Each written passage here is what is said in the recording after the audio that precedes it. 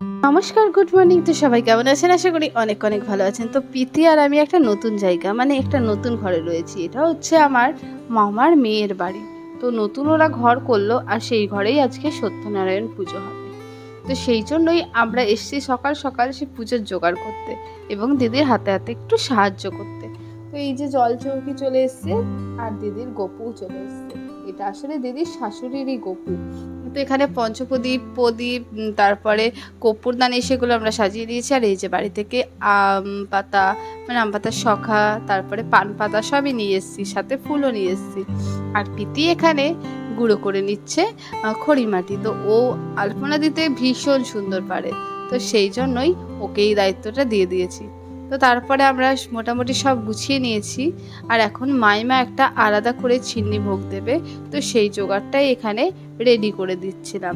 আর মাইমা যেরকমভাবে বলছিল, ব্রাহ্মণও যেরকমভাবে বলছিল, আমি সেই রকমভাবে করারই চেষ্টা করছিলাম।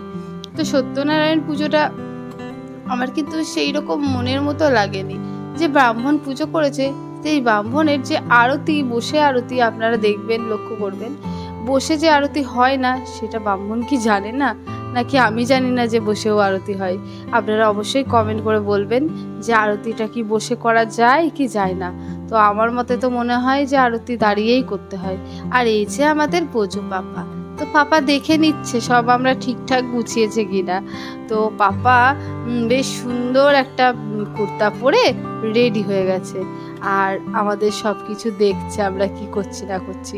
আর পাপা আজকে ভীষণ খুশিও, এই যে পাপা এখন নমস্কার করার জন্য বসেছে। নমস্কার কিন্তু হলো না, ওই রকমভাবে বসে কর্পূরদানিটা দেখাই হলো।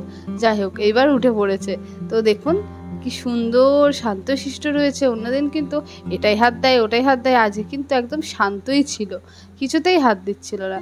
তো আমি পাটালি বাতাসা দিতে ভুলে গেছিলাম ওখানে, তো মাইমা আমাকে সেগুলোও দেখিয়ে দিচ্ছিল। তো ব্রাহ্মণ বললো ওগুলো এখানে দিতে হবে না, ওটা আপনারা চিন্নি প্রসাদ হিসাবে দিতে পারেন।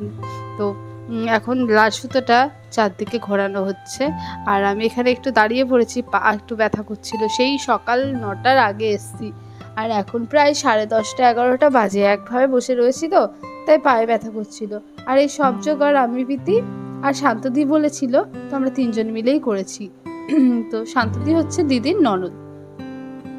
তো যতটা সম্ভব পেরেছি, চেষ্টা করেছি পুরো মানে পরিপূর্ণ ভাবে করতে, কিন্তু তাও পারিনি। ব্রাহ্মণ অনেকটাই হেল্প করেছিল। আর আমাদের বোঝা এখন দুষ্টুমি করছিল, কান্না করছিল, ওর কিছু একটা চাই। আর এখানে মামি আদা কেটে দিচ্ছিল। তো সিন্নিতে যেহেতু আদা দিতে হবে, তার জন্য মামি আদা কাটছিল। তো এই যে আমাদের ওই দিকটা হয়ে গেছে। আর এই হচ্ছে প্রীতি। আজকের আমার ক্যামেরাম্যান ছিল প্রীতি। তো আমি কাজ করছিলাম, তো ওই ডেকে ডেকে আমার সাথে ভিডিও করছিল। আর এই যে শান্তদি মুখ বেঁধে নিয়ে সিন্নি মাখছে। তো সিন্নিটা মাখা হয়ে গেলেই পুজোয় বসে পড়বে। আর ধূপও ব্রাহ্মণ নিজেই জেলে নিয়েছে, আমাদের জেলে দিতে হয়নি, কারণ আমরা আরও কাজ করছিলাম এদিকে। তার জন্য ব্রাহ্মণ নিজেই অনেকটা সাহায্য করে নিয়েছে আমাদের, মানে অনেকটাই হেল্প করেছে, এটা কিন্তু বলতেই হবে। যাই হোক, তো এখানে তনুদাও চলে এসছে। তো আপনাদের সবাইকে প্রণাম জানাচ্ছেন। তো তো একে একে এবার সবাই আসবে। আসলে আমার দিদির বাড়িটা অনেক বড়, মানে প্রায় ওরা 27 জন মেম্বার রয়েছে ওদের বাড়িতে।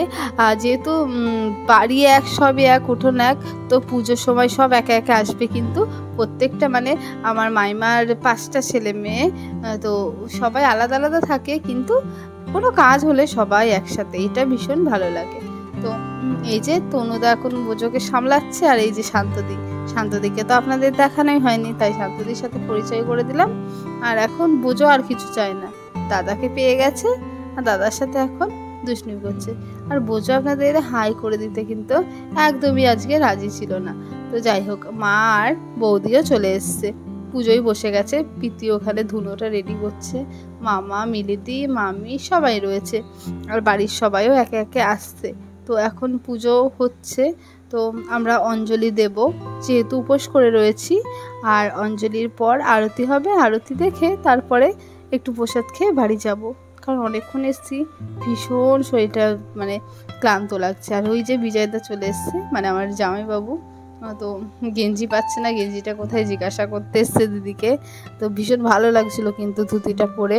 যাই হোক, এখন আমরা পুজো দেখবো একটু, আর তারপরে অঞ্জলি শুরু হলে অঞ্জলি দিয়ে বাড়ি যাব।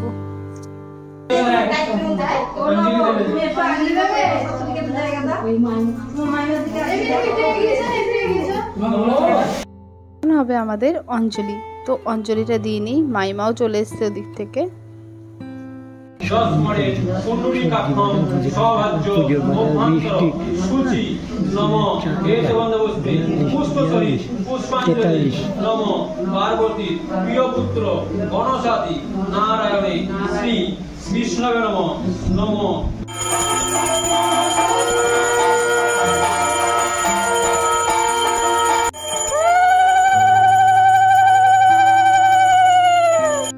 পুজো সমাপ্ত হলো, আর এবার এখানে খাওয়া দাওয়া করবো, তারপর বিকালে আবার হরিনাম আছে। তো আজকের মতো টাটা।